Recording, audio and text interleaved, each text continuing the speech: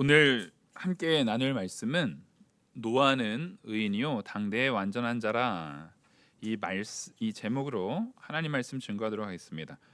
딱 보시면 아시다시피 성경 본문 그대로를 제목으로 집어넣습니다. 이것을 우리가 오늘 딱 나누게 된 이유는 우리가 바로 어제까지 3일 동안 믿음의 본질이라는 주제를 가지고 사경회를 했어요. 사경회를 통해서 목사님들을 통해 증거된 말씀에 가장 핵심적인 내용이 그 우리의 믿음, 우리가 누리는 나의 의인됨, 내가 믿음으로 구원받고 믿음으로 의인이 됐잖아요. 내가 믿음으로 이제는 완전히 새로운 존재로서 의인된 그 믿음이 우리에게서 나온 거라고 하셨습니까? 선물로 받은 거라고 하셨습니까? 예, 선물로 받은 거라고 했어요. 우리 강사 목사님들이 잘 가르치셨어요. 훌륭한 목사님들 불렀더니 우리 성도님들이 벌써 다 딱 알고 있어요. 선물로 받은 거예요, 그죠? 근데 그때에 우리가 어려서부터 주일학교 때부터 그리고 이 노아 홍수에 대한 스토리는 믿지 않는 사람들도 다 알고 있는 스토리잖아요. 그래서 당시의 노아는 그 세상 사람들과는 다르게 당대에 완전한 의인이었어라는 표현이 되게 강하게 각인이 돼 있어요. 그러면 우리가 분명히 믿고 은혜 안에 있는 것, 의인이 된 것이 다 하나님의 은혜고 하나님의 은혜 안에서 주어진 복이라고 분명히 믿는데, 그럼 노아는 다른 것인가? 노아는 그러면 노아는 행위로 된 건가? 이런 의문이 생길 수가 있어요. 왜냐하면 노아만큼 특별한 사건이 없잖아요. 다 죽었어요, 인류가.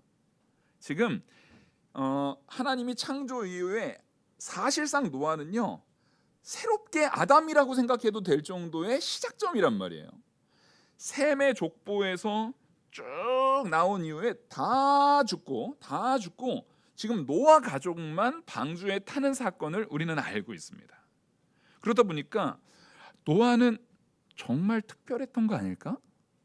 노아는 정말 행위가 다른 이들과 남달랐던 게 아닐까라는 의문이 딱 들 때에 그러면 갑자기 우리의 믿음의 아주 근본적인 거, 본질적인 부분이 그럼 행위로 구원받는 사람이 있을 수 있는 건가? 라는 의문을 가질 수 있어요. 그래서 사실 이 오늘 믿음의 본질 이후에 제가 노아를 짚고 넘어가는 것은 따라하겠습니다. 성경에 하나님의 은혜로 의인됐다라는 진리에 있어서 예외는 없다. 여러분 이걸 꼭 짚고 넘어가야 돼요. 노아도 예외일 수가 없다라는 걸 오늘 보고 가자는 거예요. 사실 우리가 성경 볼 때 우리도 모르게 성경을 쭉 읽어 나가다 보면은 성경을 좀 그래도 몇 독하시고 성경을 자주 읽으시는 분들은 느끼지만 그 동그라미가 딱 있잖아요. 앞에 장절이 넘어가고 그 한 장 안에서도 그 동그라미에 따라서 주제가 여기서부터 여기까지는 이게 딱 구분이 된단 말이에요. 근데 원래 엄밀히 말하면 성경에는 장이 있을까요, 없을까요? 원래 장이 없어요. 성경 기록하는 이 사본들, 우리가 흔히 마소라 사본이다, 사해 사본이다 이런 사본들을 이야기할 때도 원래 장절이 없어요. 그런 건 다 후대에 이것을 이제 첨가한 것들이지, 유일하게 그 유일하게 성경에서 표제가 있는데, 표제가 원래 사본 자체에서도 성경에 기록된 표제가 있는 건 시편밖에 없어요. 시편 같은 경우는 다윗의 시, 성전에 올라가는 시, 이거는 후대에서 기록한 거 아니고 원래 있는 겁니다. 그거를 제외한 나머지 장절은요 전부 다 후대에 된 거예요. 그래서 우리가 6절, 오늘 9절을 읽었는데 9절 딱 보시면 여러분들 보통 이제 성경책 보시면 조금 가격이 요즘에 많이 비싸졌잖아요. 5만 원대 넘어가는 성경 딱 보시면 색깔도 다르게 해가지고 9절 딱 위에 노아의 족보 막 이렇게 적혀 있어요. 그죠? 조금 비싼 성경, 조금 가격이 요즘에는 대부분 다 비싸기 때문에 보통 그렇게 적혀 있어요. 그리고 6장 시작에는 사람의 죄악 막 이런 식으로 앞에 표제들이 적혀 있단 말이에요. 이 표제는 원래 있는 거 아닙니다.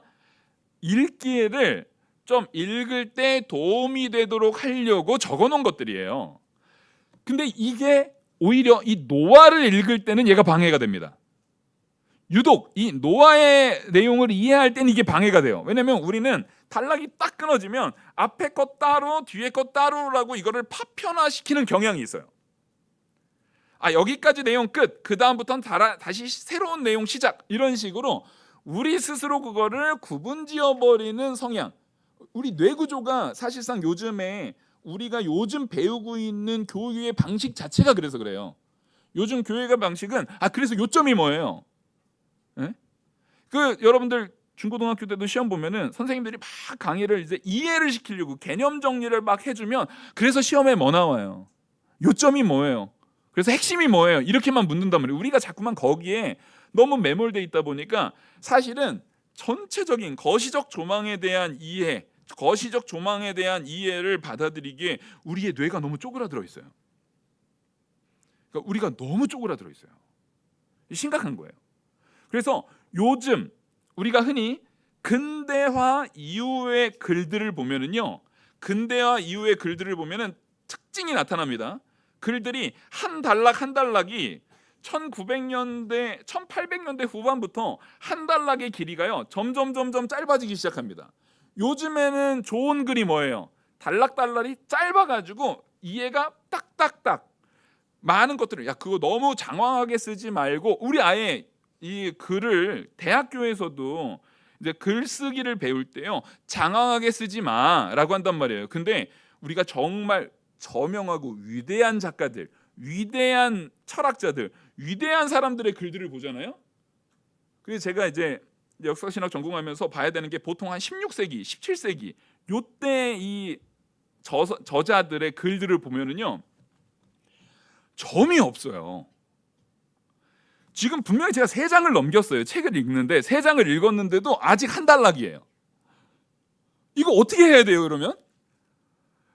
내가 단락별로 이제 논문을 써야 되기 때문에 보통 이제 학위 공부를 하다 보면, 신학 공부를 하다 보면 논문을 써야 되기 때문에 당연히 그 절마다 한 번 딱 읽고 그 한 단락을 몇 줄로 요약을 해야 제가 나중에 이거를 첨부할 때 이거 각주를 달 때 요 부분이 요런 의미를 담고 있다라는 걸 하려고 하는데 4장 넘어가는데 어떻게 그거 단락으로 어떻게 한 줄로 정리를 해요.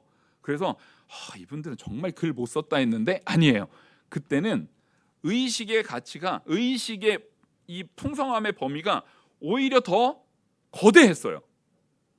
하다못해 우리는 지금 원인과 결과를 할 때 내가 목말라, 원인, 그래서 물 마실 거야, 결과, 이렇게 간단하게 원인과 결과가 규정이 되잖아요. 지금 물 먹고 싶어서 그랬어요.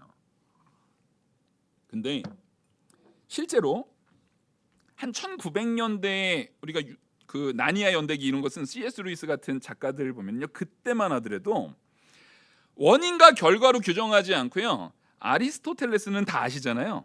그 사람이 했던 사중인과율이라는 게 있어요. 하다못해 원인과 결과를 말하려고 해도요 4가지 개념에서 원인과 결과를 만들었다는 거예요. 이거 더 이상 나가면 이거 1시간짜리 얘기니까 여기서 마치고, 그 얘기는 굉장히 많은 논리들에 대한 부분이 이렇게 쫙 되어 있다 보니까 우리가 지금 성경을 볼 때도 성경 자체는요 기본적으로 전체적 거시적 조망이 있어야 됩니다. 이거 없으면 길을 잃어요. 우리가 가져야 되는 가장 큰 거시적 조망은 뭡니까? 태초에 하나님이 천지를 창조하셨다, 이거예요. 이 안에 포함되지 않는 인류 역사가 있을 수가 없어요. 그러니까 이 거시적 조망이 전제되지 않고는 우리는 신앙생활 자체를 할 수가 없어요. 근데 우리는 그거는 파편화적으로 하나님이 창조했대 따로 딱 끊고, 다윗 이야기 따로 딱 끊고, 아브라함 이야기 따로 끊고, 보통 이제 아담 얘기는 창조 섭리 안에 같이 그 스토리가 연결돼 있으니까 보통 안 끊는데, 이후에 예수님 이야기, 예수님도 그 각 사건마다 다 끊고, 이렇게 우리가 신앙, 성경의 가치를요 전부 다 파편화시켜 버려요. 다 파편화시켜 버리다 보니까 하나님이 은혜 안에서 택하신 역사가 나를 주장한다라는, 이건 연결이잖아요. 연결에 대한 부분을 다 끊어내 버립니다. 그 결과로 우리는 불과 6장 8절의 말과 6장 9절의 말도 뒤에 후대에서 노아의 족보 이렇게 딱 표제 하나 그은 것 때문에 연결을 못 시키는 경우가 생겨버렸어요. 이건 뭐냐면 오히려 과거보다 지혜로워진 겁니까? 과거보다 약간 지혜가 부족해진 겁니까? 지혜가 오히려 부족해진 거예요. 전자기기 다루는 거는 지혜가 발전될 수 있었는데 여러분 실제로요. 제가 이렇게 목회를 하면서 우리 나이가 많으신 권사님들, 장로님들, 집사님들 이렇게 대화를 하다 보면은 하나님이 얼마나 은혜 안에서 나를 지금까지 이끄신 역사가 컸는지 이루 말할 수가 없다라는 고백들을 들을 때가 있어요. 그 고백들을 할 때 그분들은 저처럼 뭐 신학을 공부하지도 않았을 거고 목회자도 아니니까 성경을 그렇게 많이 보지도 못하셨을 거예요. 여러분 나이가 저희 이제 부모님들도 그렇고 한 60세 넘어가면은요 이 알력이 이게 딸려가지고 알력이 이제 힘들어져가지고 책 보는 것도 쉽지 않아요. 책 보는 것도 쉽지도 않아요. 그래서 듣다 보니까 귀도 잘 안 들려가지고 이제 성경 듣는 것도 쉽지 않은 그 시절이 옵니다. 그럼에도 불구하고 그분들이 신앙생활을 하면서 오는 그 과정 가운데 누가 직접 내 인생 가운데 역사하시는 바를 경험했어요? 하나님이 하나하나 만져주시고 역사하시는 바를 경험했거든요. 거기에서 나오는 그 깊이가 어떤 신학 공부를 한 것보다도 더 깊이 있게 느껴질 때가 있어요. 왜 그렇습니까? 우리는 지식 정보로서 알려고 하는 것보다 사실은 하나님을 만나셔야 합니다. 하나님을 만나셔야 돼요. 지금 이 노아의 이야기를 통해서 여러분들에게 말하는 것은 노아는 의인이었다라는 말. 노아는 의인이었는데 그 오늘 주제만 제목만 딱 보면은 노아는 의인이었는데 당대의 완전한 자였기 때문에 의인이야라고 오해될 수 있잖아요.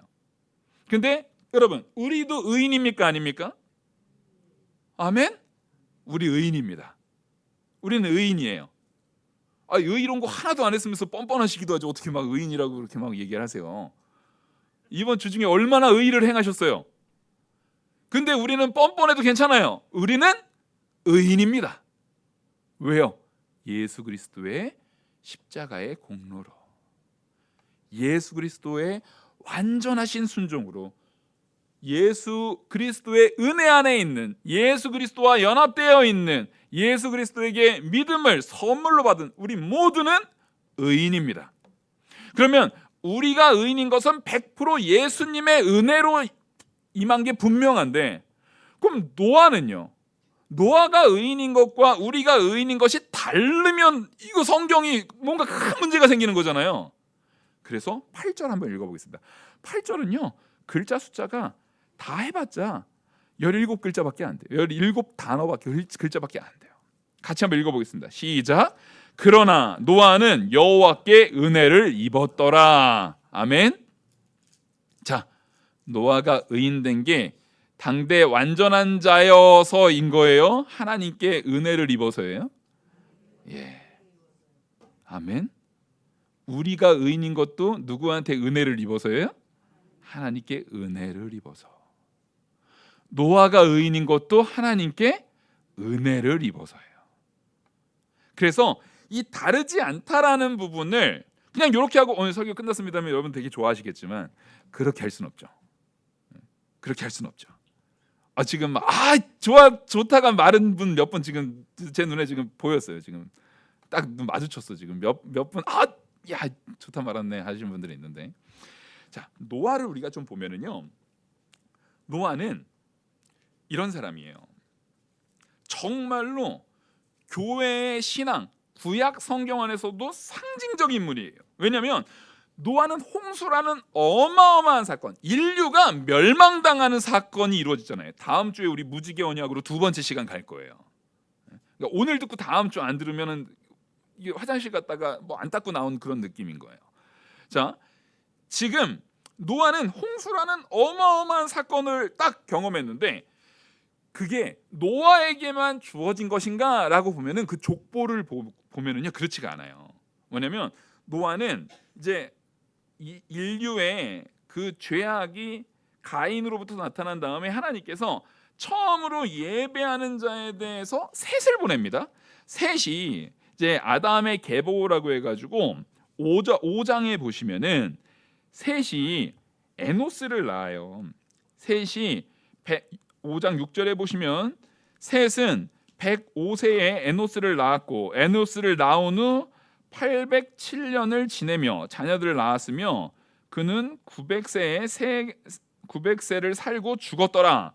이렇게 셋이 하나님께서 정말 아벨 이후에 약속의 자녀로서 이후에 하나님의 자녀로서 준 게 셋이잖아요. 셋이 에노스를 낳았는데 에노스를 낳은 다음에 나타나는 일이 있는데 뭐냐면 에노스를 통해서 이제 드디어 예배가 돼요. 그게 바로 4장 25절에 뒤에 계보가 나오기 전에 중요하니까 지금 아담의 계보를 적기 전에 중요하니까 4장 25절에 바로 그 앞에서 그러니까 이걸 장절을 자꾸 구분하면 헷갈려요.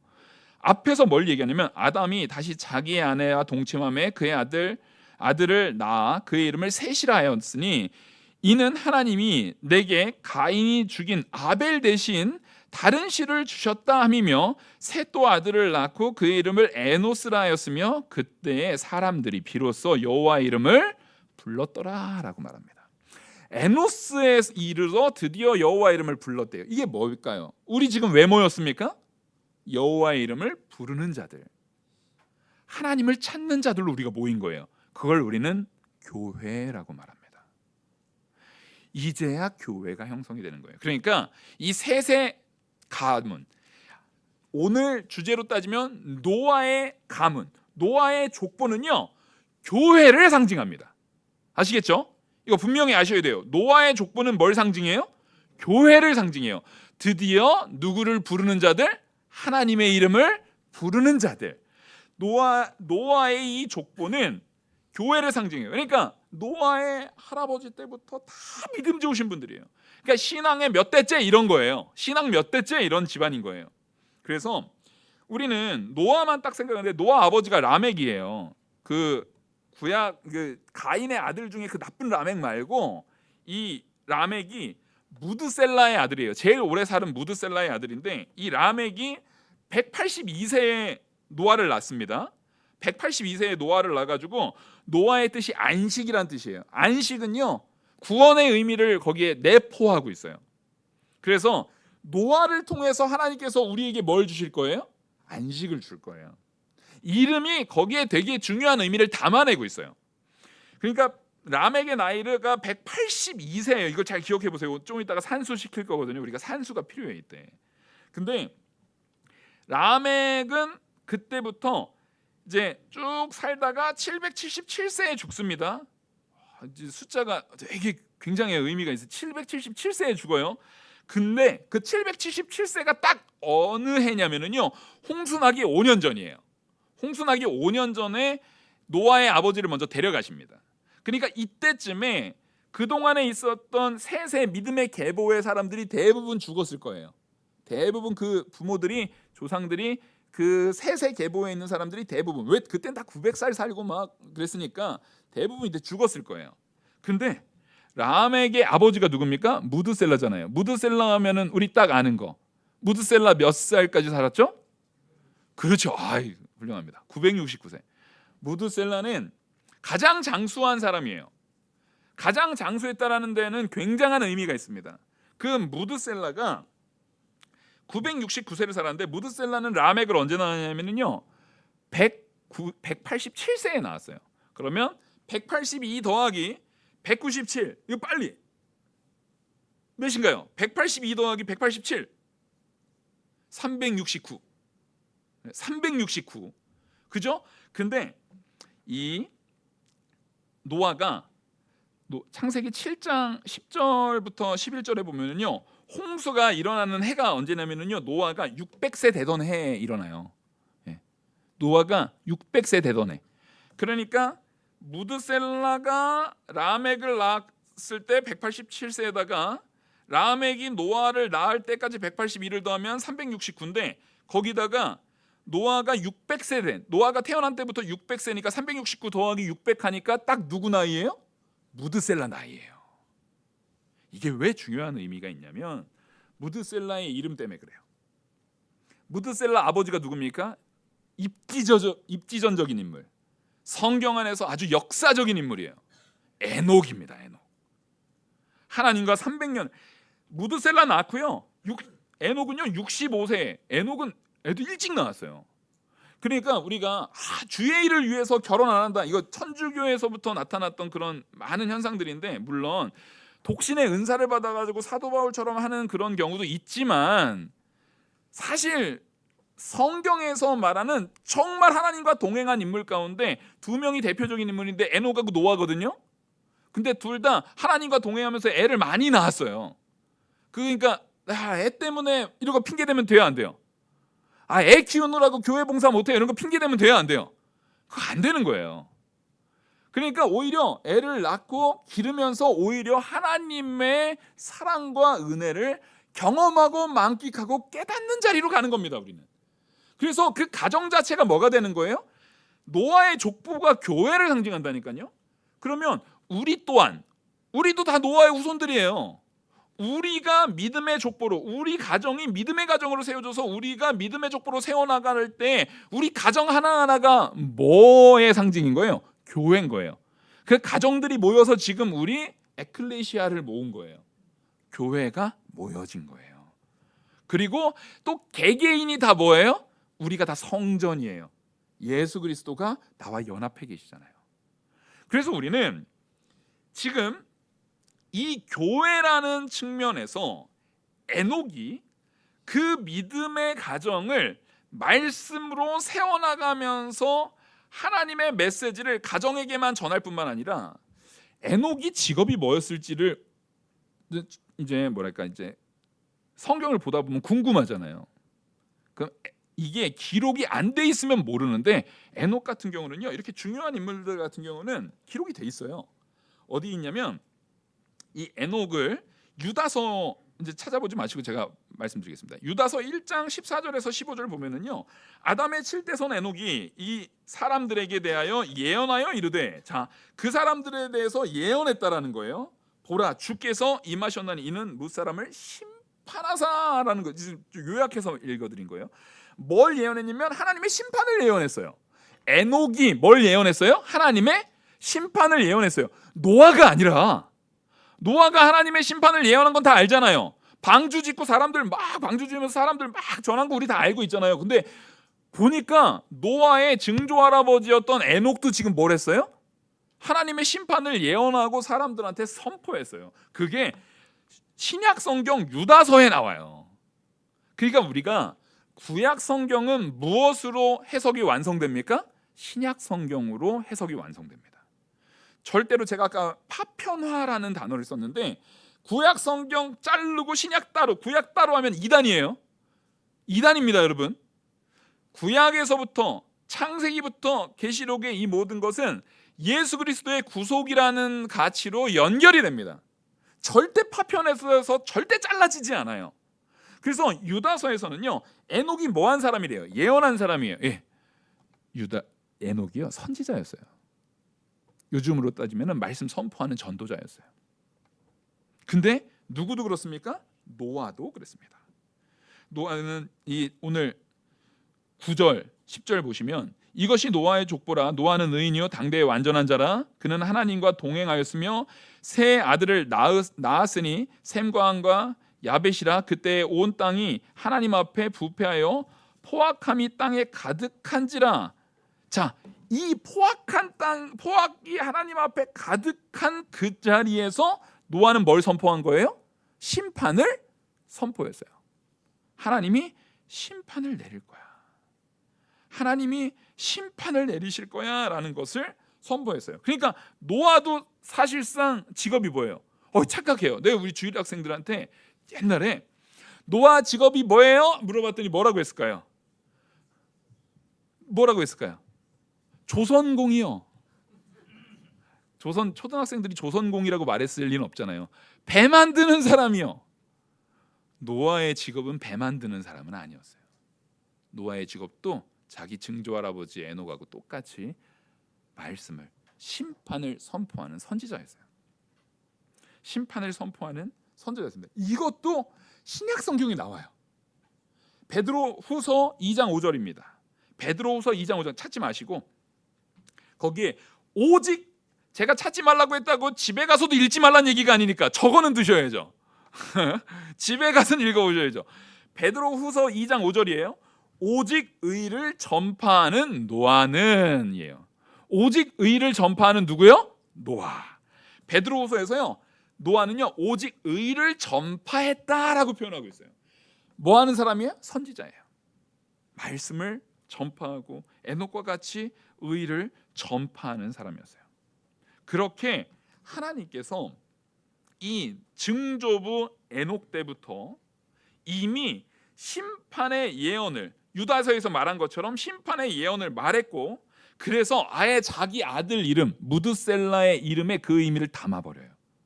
그 의미를 담아버리는데 그 의미 뭐냐면 그가 죽을 때에 그것이 오리라. 이거를 많은 신학자들이 뭐라고 했습니까? 그가 죽을 때에 그것이 오리라. 그것이 뭐예요? 심판이 올 것을. 그러니까 이미 하나님께서는 에녹에게요 죽음을 보지 않게 했던, 하나님께서 정말 귀히 여겼던 입지전적인 인물이었던 에녹에게 아들 무드셀라를 낳으면서 그 메시지를 주신 거예요. 이 아들, 너에게 준 이 무드셀라가 죽을 때에 뭐가 온다? 심판이 온다는 거예요. 그게 무드셀라의 이름의 뜻이에요. 그러니까 무드셀라가 죽던 해에 죽고 나자마자 뭐가 생긴 거예요? 홍수가 생긴 거예요. 아까 우리 산수로 계산했잖아요.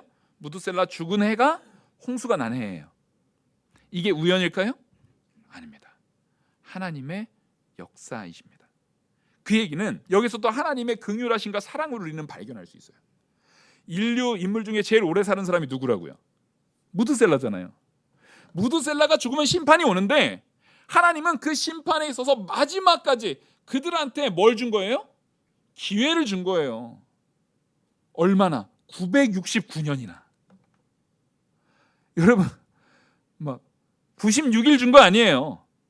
막 9일 준 거 아니에요. 몇 년이요? 969년. 이거 하나님 오래 참으셨어요? 안 참으셨어요? 엄청 참으신 거예요, 하나님이. 무려 969년을 참아주신 거예요. 뭐 하기를 바라며? 회개하기를 바라며, 변화되기를 바라며, 돌이키기를 바라며. 우리는 이걸 보고 야 진짜 홍수로 심판하는 하나님은 잔인한 하나님이야, 무서운 하나님이야, 뭐 심판 주셔가지고 정말 싹 인류를 다 죽인 거 아니야, 하나님 정말 잔인한 분이야, 이렇게 말할 수 있어요? 여러분, 원래 우리는 다 죽었어야 마땅한 자들이에요. 창조 세계를 파괴한 자들이에요, 우리가. 근데 하나님이 그 심판의 때를 무려 969년이나 참아주시면서 그 이후로도 무드셀라가 라멕을 이 에녹이 무드셀라 낳고 계속 선포했잖아요. 심판을 선포했잖아요.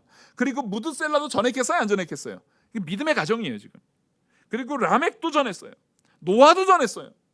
하지만 변화되지 않았을 때 하나님의 심판은 임합니다. 결국 이스라엘 나라가 하나님께서 그렇게 회개를 촉구했는데도 불구하고 끝내 돌이키지 않았을 때 바벨론 70년 포로 생활이라는 심판이 임했던 것처럼 그렇게 임합니다. 근데 바벨론 포로 생활 70년 이후에 다시 돌아올 것을 약속하신 하나님처럼 하나님께서는 인류를 멸망하시는 게 목적이 아니라 하나님의 은혜를 경험케 하시는 게 목적이시기 때문에 노아를 어디에다 태우십니까? 방주에다가 태워요. 이게 또 놀라운 사건이에요. 그 노아는 복음을 전하면서 이 방주를 짓는데, 방주가 얼마나 커요? 근데 여러분, 방주를 한번 생각해 보세요. 방주를 지을 때 노아가 셈과 함과 야벳을 낳아서 무려 방주를 그 몇 년, 그 방주 지으라는 내용이 있고 나서 120년이라는 시간이 좀 주어지거든요. 그러니까 셈과 함과 야벳 나이가 이미 탈 때, 우리는 자꾸만 어렸을 때 이 자료, 만화 자료가 다 너무 젊어요. 사자굴에 들어가는 다니엘도 막 소년이야. 그때 이미 100살 넘었어요. 이미 할아버지, 완전 꼬부랑 할아버지예요. 사jak을 들어갈 때. 여기에서도 막 그 샘과 함과 야벳이 막 초등학생들이 막 랄랄랄 이러면서 들어가는 게 아니에요. 지금 뭐 청년들이 들어간 게 아니에요. 100살 넘었어요. 지금 120살 넘었어요. 120살 넘었고 아내들 다 데리고 들어간 거예요. 그러니까 나중에 그 함이 아버지의 수치를 이렇게 감춰주지 못한 게 막 한 초등학생이 9살짜리가 아니면 10살짜리가 아빠 저랬죠 하면서 이렇게 말한 게 아니에요. 120살 넘은 할아버지가 아이고 아버지를, 지도자를, 그 가정의, 교회의 그 가정의 지도자를 모욕한 거예요. 그러니까 사실 그거 굉장한 큰 죄예요. 이건 다음 주에 더 자세하게 다루겠습니다. 굉장한 큰 죄를 저지른 거예요. 함의 죄가 절대 가벼운 게 아니에요. 의도성이 있는 완악함이 드러난 거예요. 분명히 노아가 정말 이제 멸망도 했고 우리 가족, 하나님께서 구원한 가족 우리끼리라도 잘해보자라는 결심이 있었겠어요, 없었겠어요? 있었겠죠. 으쌰으쌰 했겠죠. 그래봐야 몇 명 안 되잖아요. 근데 거기에서도 뭐가 드러나는 거예요? 죄성이 드러나요. 그러니까 방주 안에는 의인만 탄 거예요? 하나님이 의롭다 하신 죄인이 탄 거예요. 그걸 아셔야 됩니다. 방주에는 죄가 없는 의인이 탄 게 아니라 죄가 있지만 예수 그리스도의 의의 옷을 덧입은 죄인이 방주를 탄 거예요. 이걸 잘 기억하셔야 돼요. 그래서 하나님께서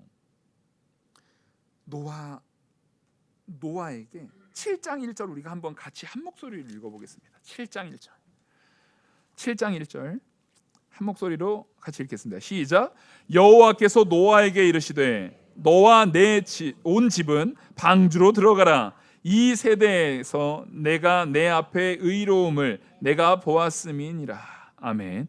여기서 의로움을 보았다라고 할 때 그 의로움도 누가 주신 의로움이에요?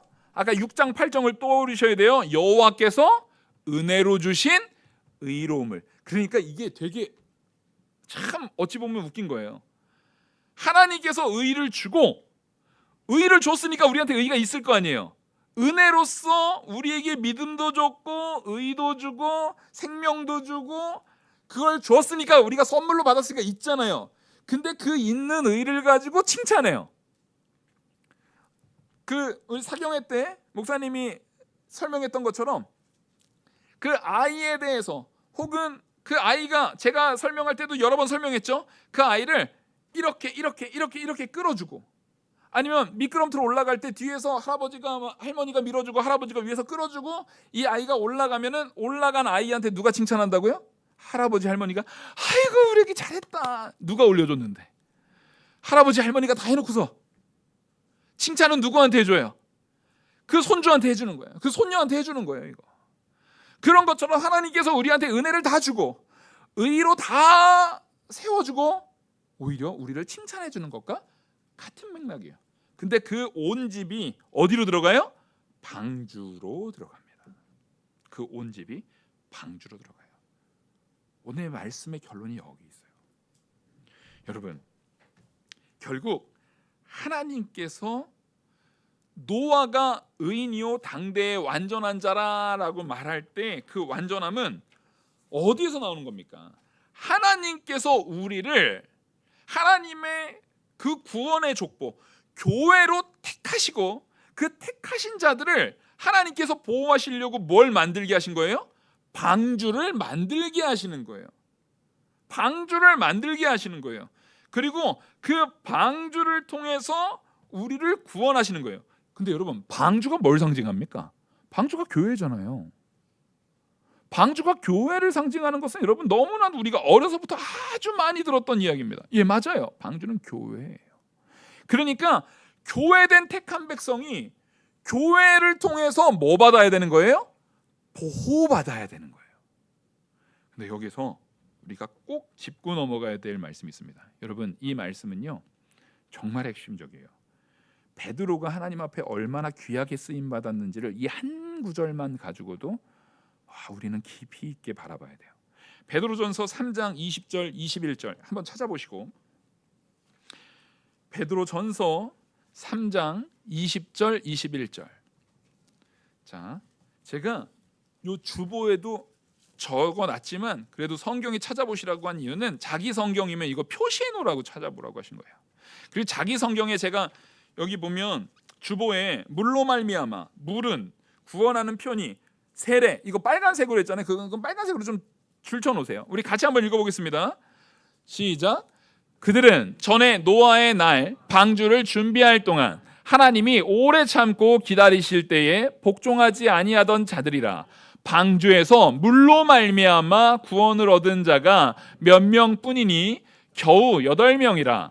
물은 예수 그리스도께서 부활하심으로 말미암아 이제 너희를 구원하는 표니 곧 세례라. 이는 육체의 더러운 것을 제하여 버림이 아니요 하나님을 향한 선한 양심의 간군이라. 아멘. 자, 이게요 노아 홍수에 있어서 노아 홍수가 뭐의 심판이에요? 물의 심판이잖아요.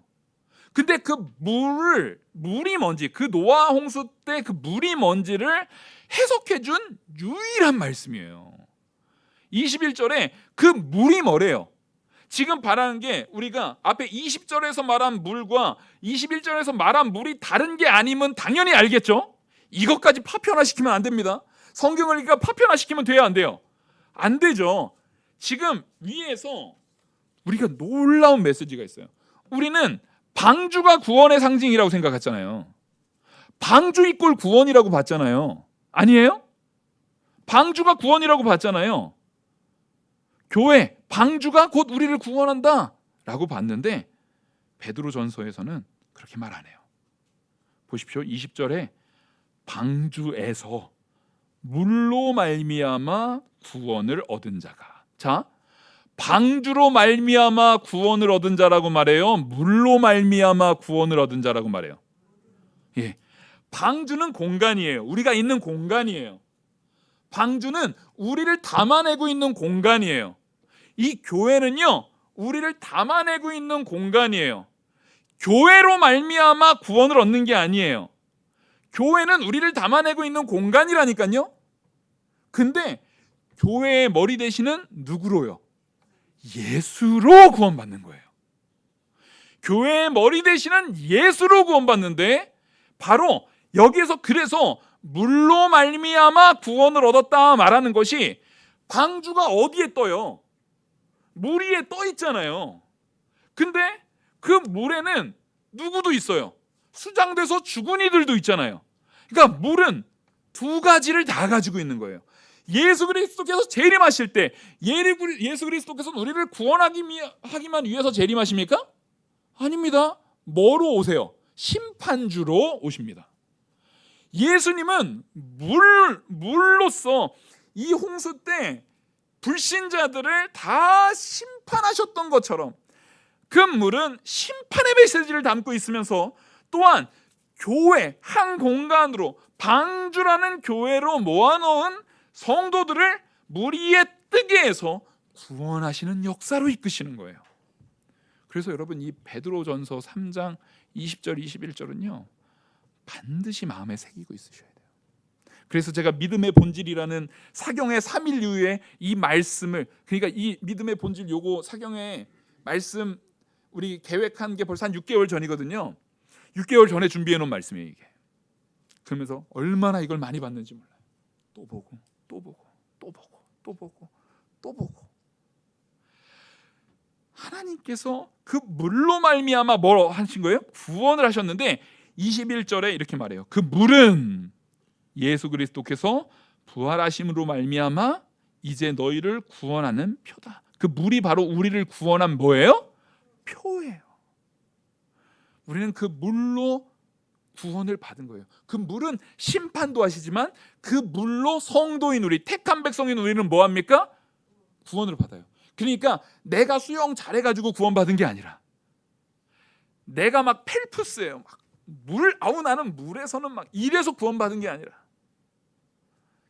예수 그리스도가 우리를 구원하신 거예요. 예수 그리스도로 구원받은 거예요. 그래서 그 표를 신약에 들어와서도 우리한테 새기시려고 우리가 뭘로 세례를 받습니까? 물로 세례를 받습니다. 그래서 우리는 물로 세례를 받아요. 다시 말씀드리지만 물은 심판과 생명의 의미를 둘 다 담아내고 있어요. 그래서 하나님께서는 의인들, 바로 노아 가족, 바로 교회를 얘기하죠. 노아의 족보가 뭘 얘기한다고요? 교회. 그 교회를 물 위에 올려주셨다는 거예요. 물 위에 뜨게 했어요. 택한 백성들은 물 위에 뜨게 하고 불택자들은 물 밑에 잠겨서 사망에 처하게 되는 겁니다. 그래서 생명은 누구와 함께 떠 있는, 누구와 함께 동행하여 있는 자들이에요? 하나님과 함께 동행해서 하나님과 함께 가는 자들은 영생인 거예요. 근데 하나님과 단절된 자들은, 물 밑에 가라앉아서 하나님과 단절된 자들은 영원한 사망인 거예요. 그리고 이제는 우리가 하나님과 함께, 예수 그리스도와 함께, 세례는 또 뭘 상징합니까? 홍해를 얘기할 때 제가 말씀드렸죠. 홍해를 지난다라는 것은 물 밑에 뭐 한 거예요? 사실은 물 밑을 걸어가는 거잖아요. 홍해를 걸어간다라는 것은 물 밑에 잠겼다라는 걸 상징해요. 아까 물 밑에 잠긴 건 뭐예요? 사망이잖아요. 사망. 우리는 예수 그리스도께서 십자가에 못 박혀 죽으실 때 같이 죽은 거예요. 그래서 따라하겠습니다. 나의 정과 욕심은 십자가와 함께 못 박혔다. 우린 그렇게 죽었어요. 근데 그 죽음이 곧 참 생명이 되는 거예요. 그래서 우리는 진짜 살아요. 그래서 아담에게 속해 있던 육적인 자아는 다 예수 그리스도의 십자가에 못 박히실 때 같이 다 죽었어요. 그리고 우리는 새 사람, 새 생명, 선한 양심과 중생한 생명과 하나님의 역사하심, 하나님의 택하심으로 이끄시는 생명으로 다시 살아가는 존재가 된 줄 믿으시기 바랍니다. 그게 우리라는 존재예요. 그래서 우리 히브리서 11장 7절 이거 한번 찾아보겠습니다. 히브리서, 우리 혹시 띄워줄 수 있으면, 띄워주셨네요. 이거 같이 한번 읽어보겠습니다. 한 목소리로 앞에 보시고 같이 한번 읽겠습니다. 시작. 믿음으로 노아는 아직 보이지 않는 일에 경고하심을 받아 경외함으로 방주를 준비하여 그 집을 구원하였으니 이로 말미암아 세상을 정죄하고 믿음을 따르는 의의 상속자가 되었느니라. 아멘. 노아도 우리가 예수 그리스도를 믿는 의로 그 의의 상속자가 되어서 의의 옷을, 예수 그리스도의 의의 옷을 덧입어서 의인된 거와 마찬가지로 노아도 똑같이 뭐가 된 거예요? 예수 그리스도의 주시는 믿음의 의 안에서 의의 상속자가 믿음을 따라 되었다라는 것을 오늘 이 시간 꼭 깨닫고 마음에 새겨가시는 저와 우리 성도님들 되기를 간절히 바랍니다. 기도하시겠습니다. 은혜와 사랑이 무한하신 하나님 아버지, 오늘 이 진리의 말씀이 우리 안에 선포됐습니다. 그 말씀대로 믿고 온전히 모든 영광 하나님께 돌리며 하나님으로 즐거워하는 우리가 되게 하여 주시옵소서. 이 모든 말씀 살아계시는 우리 주 예수 그리스도의 이름으로 기도 올리옵나이다. 아멘. 찬송가